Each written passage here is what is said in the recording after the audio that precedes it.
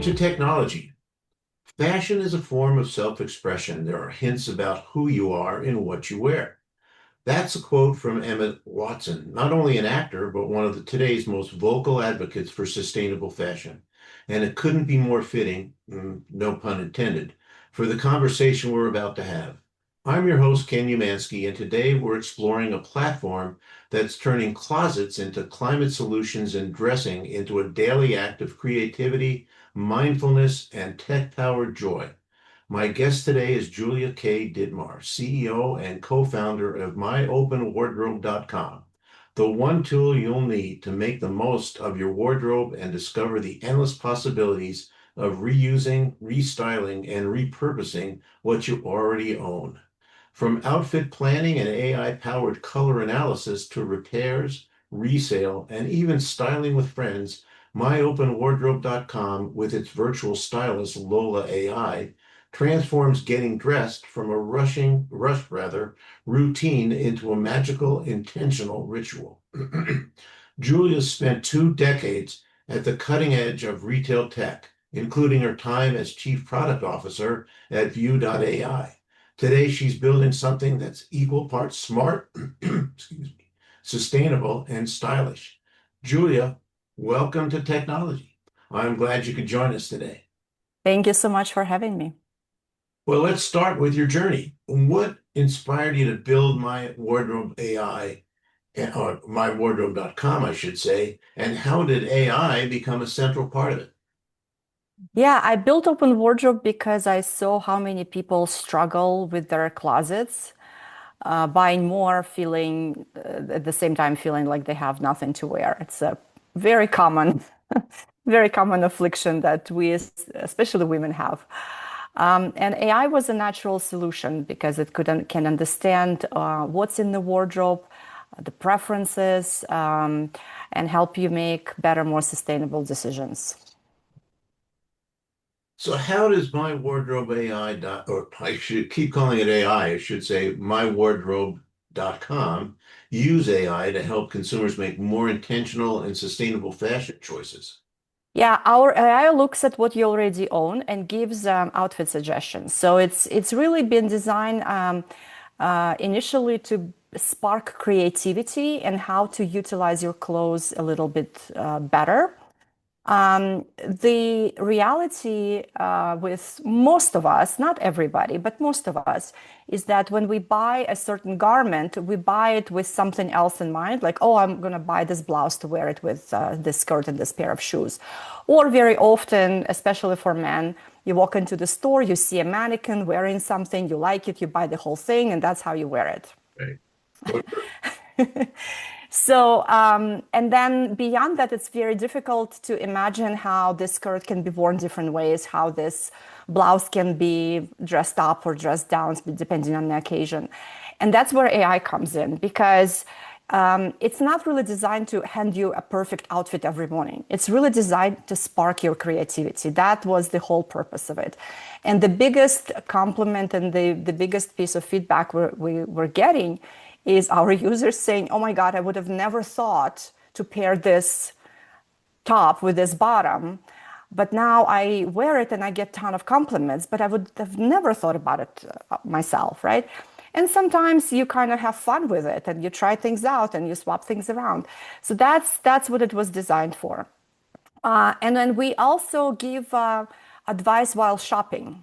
So when you shop, especially when you shop online, with a technology like ours, and we build a browser extension so that you can access your closet and LolaAI from any e-commerce site. So when you're shopping and you see something you like, you can invoke that browser extension and you say, hey, Lola, how can I wear this with what I already own? And then immediately you can imagine many different ways how to pair it and visualize it.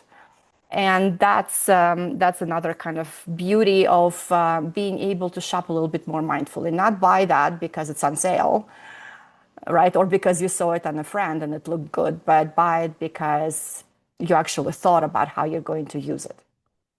Yeah, I think that's going to help cut down on the returns too, I imagine. Absolutely. Yeah, absolutely. We're not solving fit, right? We know that 30% of returns are due to fit. We're not solving that. And there are wonderful technologies out there that are helping with fit. But we're doing the next thing. We're doing kind of a little bit more, or we're helping consumers to do a little bit more thinking before actually pulling out that credit card. So it helps people get more use out of what they already have and avoid wasteful purchases.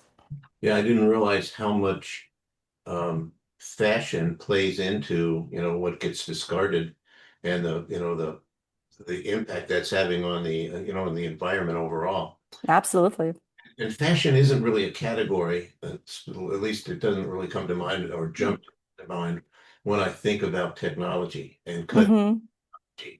How do you explain your work to people from outside the industry, especially tech insiders who, I don't think of fashion as something tied to technology at all? Yeah, I mean, yes, fashion, retail overall, and fashion in particular is not very technology forward, and hasn't been for kind of historically. So what I say is we're building the first intelligent layer between consumer's closet and fashion ecosystem. Think of it as a personal styling and wardrobe management AI that helps you wear more and waste less.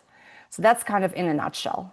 And when I talk about ecosystem, it includes not just the wardrobe management and LolaAI. This is just a small piece, but we're building services around it. For example, alterations and repairs. If you bought something and it needs to be hemmed, instead of returning it, you can very easily send it to a tailor, hem it, and then instead of returning it, there you go, you have a garment that you can love for many years. If you're done with something, instead of discarding it, you can very easily, through our platform, hit a resell button and list it on popular marketplaces for resale. So all these integrations is part of our ecosystem. What percentage of products that are listed on your site are actually sold? Well, we do not sell products. Oh, okay. Okay. So we allow customers to very easily create a listing and list it on, we have an integration with Poshmark and we're working on more. Okay. So the selling happens on Poshmark and the management of the seller and buyer is actually up to the customer of ours. So they have to have an account and they have to manage that relationship. But it's very often that the listing happens and we make it super easy. So we pre-create the description, we suggest the resale price, all of that is part of our AI skills. That's great. So what's the biggest technical challenge in when you were building a wardrobe-based AI? So clothing is very difficult to classify, to extract attributes from. Clothing is something that is, unlike books or electronics, there is no unique code. You cannot really say, "Oh, I know this product." It's it's very different in that regard. And we very often we rely on items, on images of items that consumers take themselves. So with their phone, typically camera, they take pictures. And 93% of all items that have been uploaded is actually people creating pictures, taking pictures themselves, as opposed to they can download it from the internet and from the catalogs, and we have many different methods. So because we rely on those photos that consumers take, lighting matters, angles matter, and user-generated photos are inconsistent, right? So all of that kind of created a challenge, and we had to build models that adapt to real world wardrobes, not just like perfect catalog quality images. So that was kind of the biggest hurdle, and then after that, it kind of became how do we understand somebody's style and somebody's preferences? How do we really figure out how a person likes to pair things or doesn't like to pair things? And it's more than just, oh, what colors go together or what brands typically go together. It's really about figuring out individual preferences. So those were, I would say, so far, the challenges that we found. Okay. I always like to ask the question about, where do you see AI going and where do you see the fashion tech going in the next 5 years? I see more personalization for sure, more post-purchase support. We see typically retailers kind of try to sell you, and then after you bought, there's not a lot of communication except for we have another sale, you need to buy more, right? So I would say more post-purchase support and smarter consumption. We already see younger generations. They're thinking about, oh, what can I do with this garment after I'm done with it? Like, can I recycle it or can I resell it? So mindful consumption is definitely something that I'm seeing more of. I think AI will be embedded into shopping much more, and we're already seeing that. There are wonderful startups that are doing very interesting things in creating really just kind of a personal shoppers that you talk to. Instead of searching for a red dress, you are saying, I am going on vacation and I'm going to be during, this is my location, this is my time frame, these are my activities, suggest me. Or I'm going to a wedding of a friend and it's going to be on the beach in Cabo San Lucas, and what do I wear? So it's more like a personal stylist and a shopping assistant. So that is, I think, where definitely we're seeing where shopping is going. And AI will be embedded a lot more in resale, in wardrobe management, and kind of generally into helping people buy better, keep it longer, and waste less. Well, we talked briefly about sustainability, but it's often more talked about than action being taken in fashion, I think. What are some of the tangible ways that myopenwardrobe.com is helping in the area of sustainability? Yeah, so I already mentioned that we're thinking about Open Wardrobe as an ecosystem. It's not just another closet app. Right. So we're building kind of the operating system for your wardrobe, if you will, right? Something that can connect fashion, it connects services, it connects resale, it connects repairs, and your personal style all in one place. And because it's AI driven, it gets smarter the more you use it, the more. So we see huge potential going forward. We already know, I cannot quantify it just yet, but qualitatively and anecdotally, just from our users, we know that people are saying, oh my gosh, I used to have a huge wardrobe and every time I struggled what to wear. With your tool, I pared it down. It's nice. It's nice looking. It's clean. Everything goes with everything else. I just my life is better. So it's not just sustainability in terms of environment. I also think about it as sustainability in terms of your mental health, right? Instead of like having like tantrums and having fights with your partner that, or you're still not ready, you still haven't decided what to wear.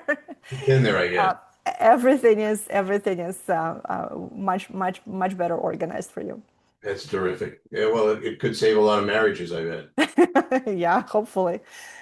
What would you want a fashion CEO or a tech leader to understand about what you're doing at mywardrobe.com? Yeah, so tech has definitely transformed how we buy, but not yet how we use what we buy. And that's, in my opinion, is the missing link.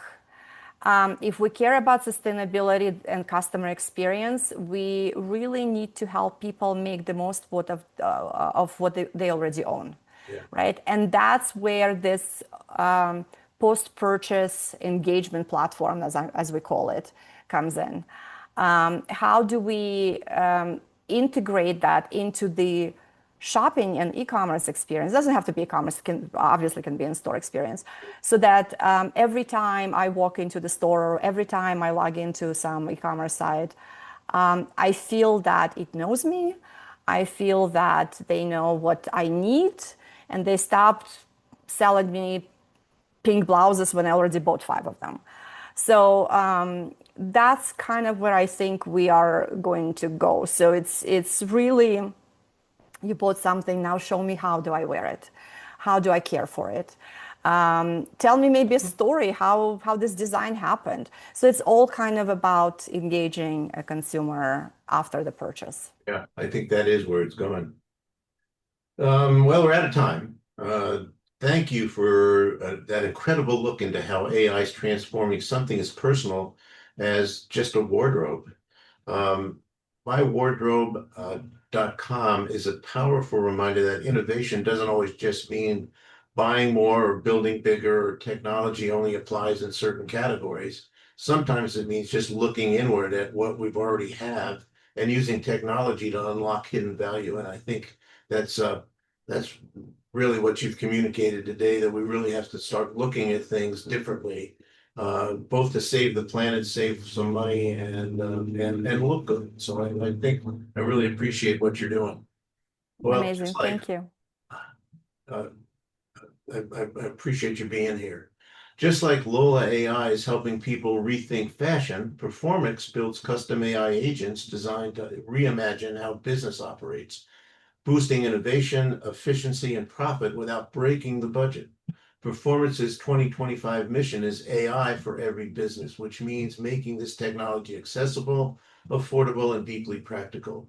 If you're curious about how AI could work for your organization, from internal ops to customer engagement, visit performixbiz.com. That's performixbiz.com.